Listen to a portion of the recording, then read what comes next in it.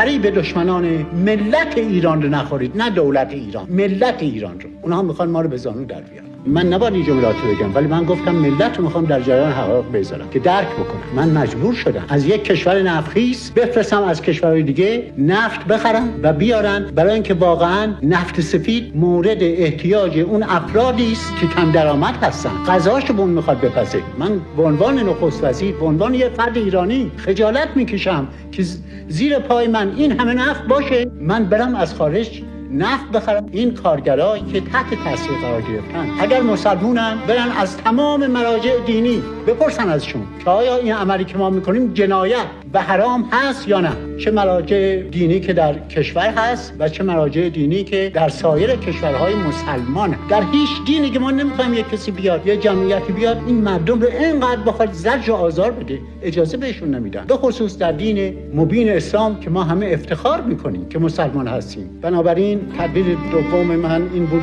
برای اینکه طبقه کم درآمد در این فصل زمستان ناراحت نشن، نفت از خارج بخرن و باز هم استدعا بکنن، واقعا به نام 36 میلیون جمعیت استدعای عاجزانه از کارمندان و کارگران صنعت نفت بکنن که فریب دشمنان ملت ایران رو نخورید، نه دولت ایران، ملت ایران رو. اونها میخوان ما رو به زانو در بیارن. نمیدونه چه ضرری به این اعتصابات رفت به این مملکت وارد آورده و به فرد ملت ایران.